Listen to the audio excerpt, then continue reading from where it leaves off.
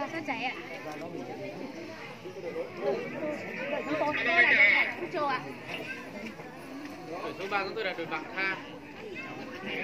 Chúng tôi là đội Hà Sao Bì. Ui, còn về.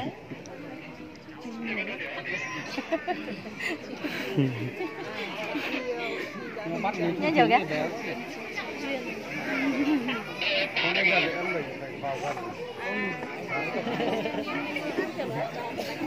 Hay là mọi người nói xong chuyển mic cho nhau, chứ nói thế này. Cái mic này Cầm cái mic này, nói xong chuyển cho mic kia, đúng không? Đội chúng tôi đến từ thôn Mà Sao Trải. Em nói xong thì em quay lại em đưa cho người thứ hai nói. Nói to. Cười đã. Đội chúng tôi là đến từ thôn Mà Sao Trải ạ.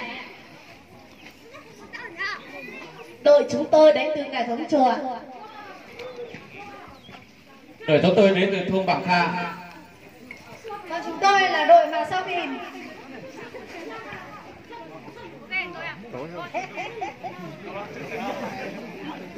Bắt đầu chưa? Hai đi hồ cơ, sư tinh hai đi mình gió này. Sư tinh mà giờ bây giờ sư tinh bao nhiêu phép chúng nó là mà đi ít lúc hết cho mà tổ gì à? Bây giờ phép mà giờ cổ phép cho bờ mùa đua hết cho bờ dòng đua mà biết lâu phép này cho bờ đi tạm chí đâu đi tối mà đi muốn chờ con đàn ông có tôi sông câu mà giờ biết phép này cho còn đi phép cũng ấy tụ lò hài thế này giờ bây giờ qua tôi sông câu mà đi hài tụ lò hài thôi tụ hài tôi sông câu mà nó o phanh này cho còn nát không được sông câu mà ít phanh à sư tiên mà giờ sư tiên tập được phanh mà đi qua ta đi qua ta tổ tiên đi qua đi ta chỉ tổ tiên mà biết chấm tổ tiên là còn đó sao còn đó được cái gì nữa Quậy lúc sống con rồi. 15 giờ 58 rồi. 15 giờ 58 luôn. Cứ cho 16 giờ đi nhá. Cho 16 giờ đi. 16 giờ. Bắt đầu. 10 cái rồi bắt đầu. Để chuẩn bị phát đẹp ra, cha bây giờ là cha ti rồi. Kia dùng cái hồ. Phải đua. Bánh dày đã được bắt đầu. Đi cho con đi nhá, không được quá là mà đi cho ông hiểu mà đi cho tôi. Đi nữa, nhập vậy à. Mình biết này mà là cái tàu này. Có nhập à? Tôi mà hai tôi đi bắt cũng à.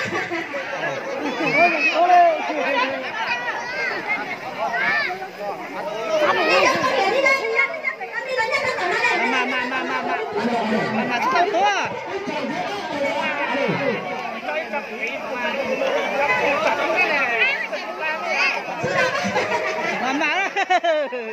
Mama. Cố đây. Em bảo mọi người không biết.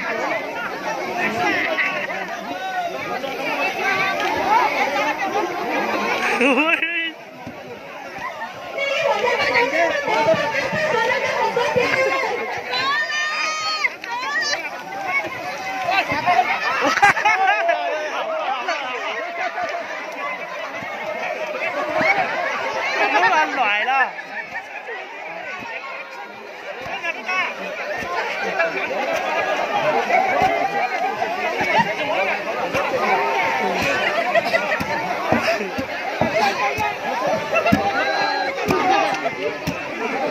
Bảo tất cả bộ thành viên công ty phải buông xuống.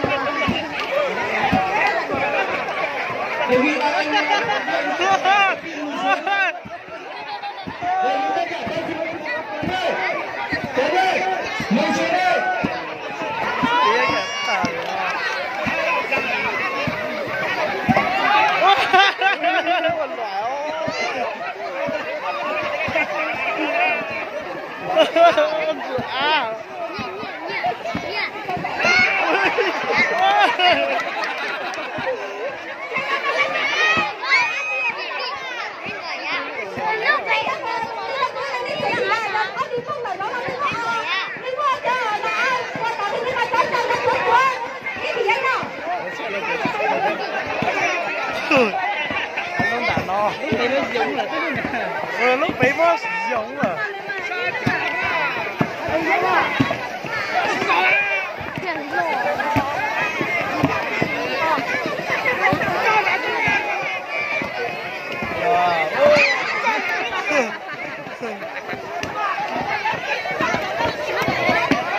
Để sao bóp của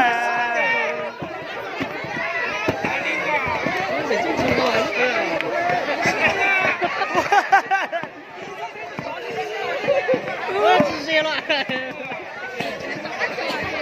nên xe cắt chờ lửa chờ lửa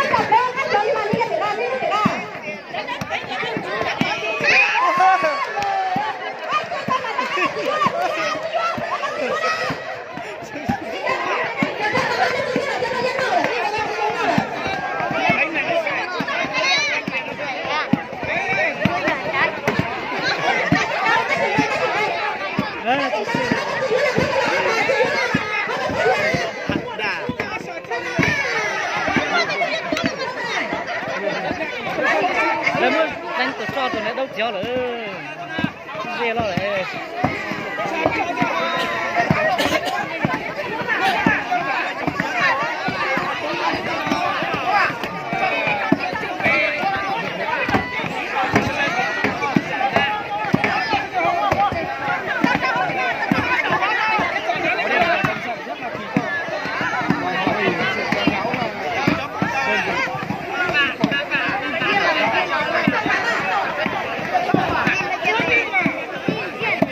nó là nó y là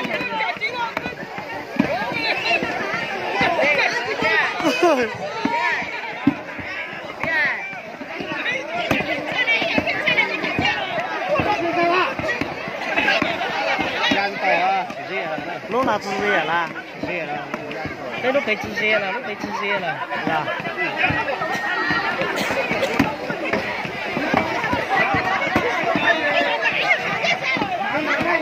Tình già nó phải tới đâu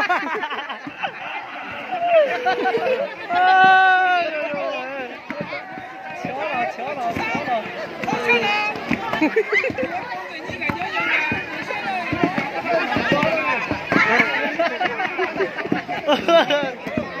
cho dâu lắm rồi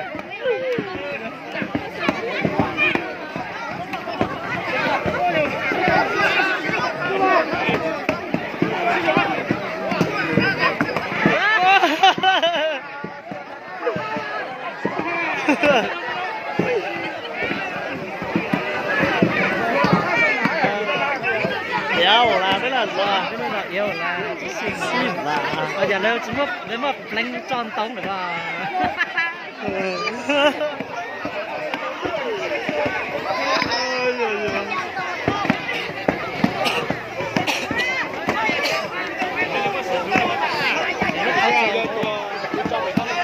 đâu á thì đâu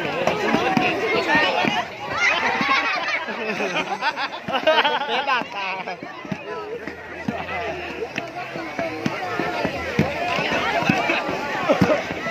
rồi tít tẩy lúc đó hả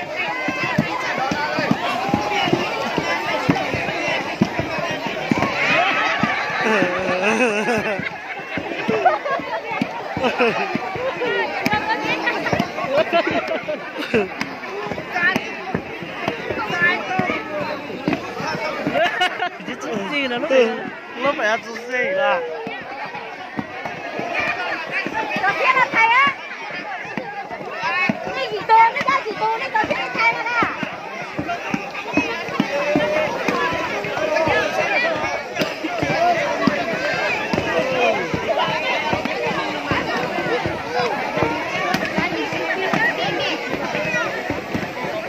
ôi chả thích trình ngò gà ui cây chúa là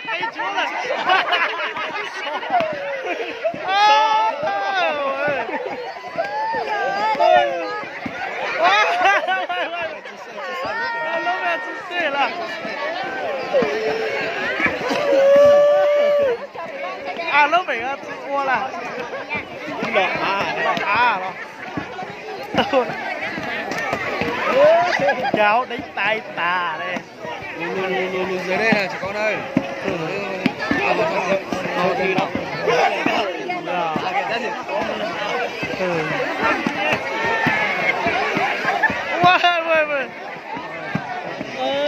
Thực ra là riêng lo rồi, riêng là này. Ai mặn mạo.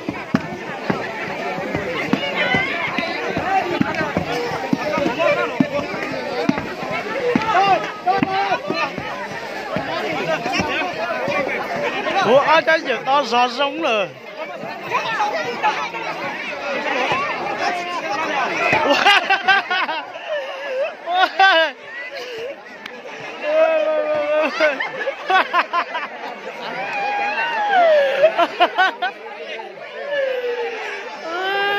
Tiếc à.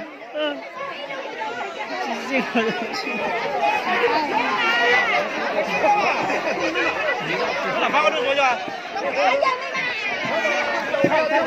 Lại đi.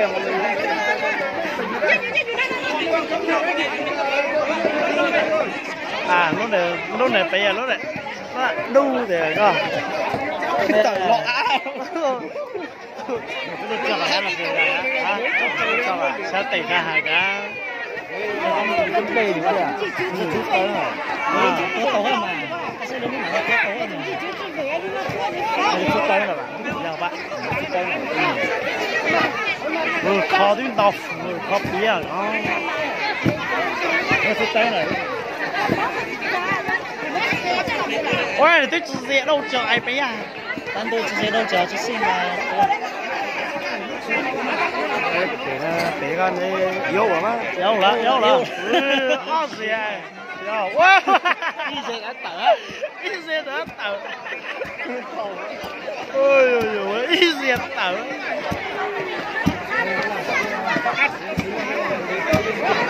Là cây lọt thả thế này. Ở đây cây thả thế này. Đúng rồi, nhưng mà không dễ chỉ có nhau này.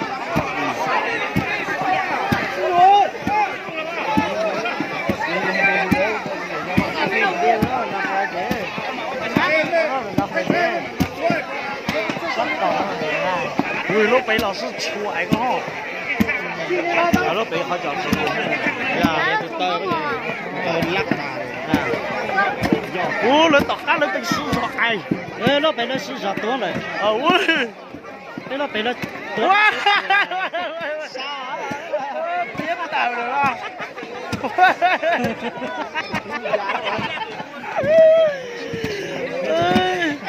Câu đó nó tự nhiên Phải biến đo còn là từ phía phá. Ôi trời ơi, tí xa lùa là lên được đây à.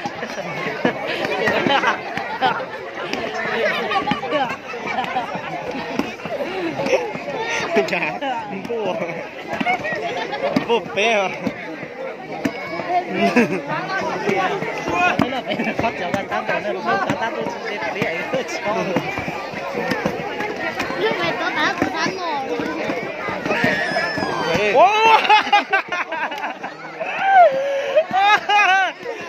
Còn nó cái mà tua rồi, nó bị xì giống rồi. Nó bị xì à. Ôi, mới tở hết rồi. Cái này cái gì à?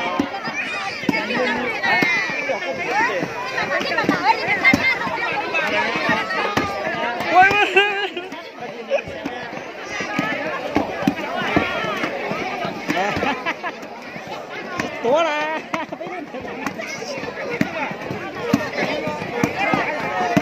Nó phải gì nhớ ấy. à, nơi nó chả đúng không?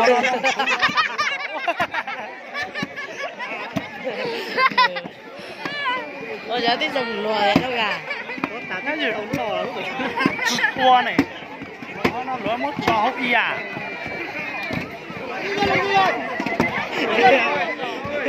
Lúc nào Chết lắm.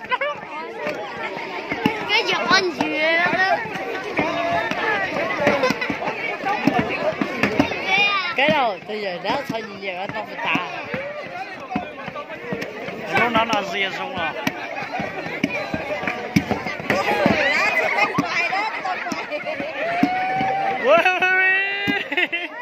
anh đi luôn lúc này à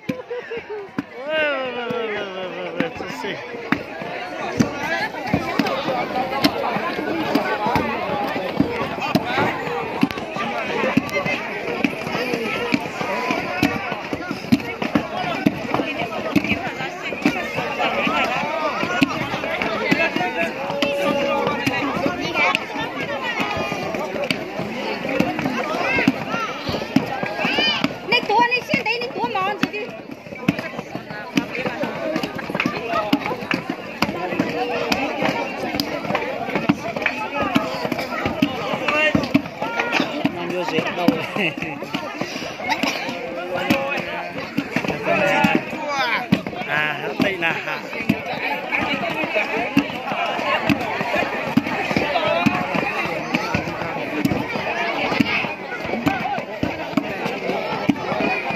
riêng nó luôn mà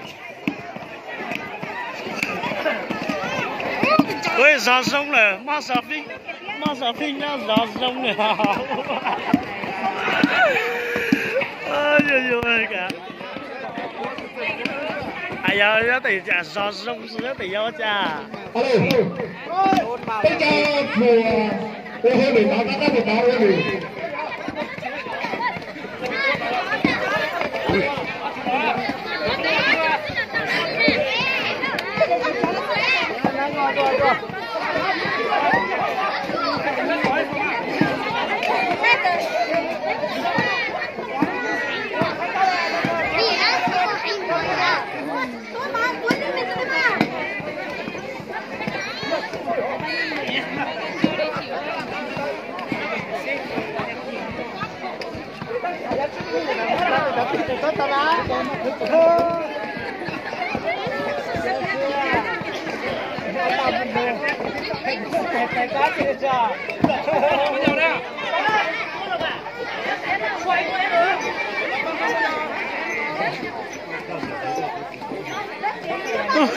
ăn là tao ăn độc rồi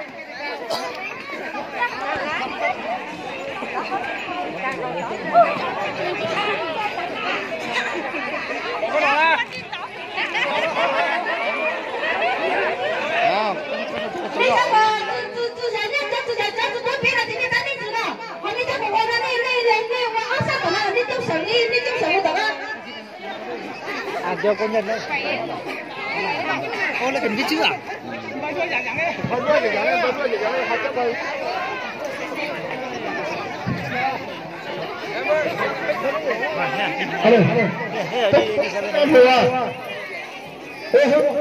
ta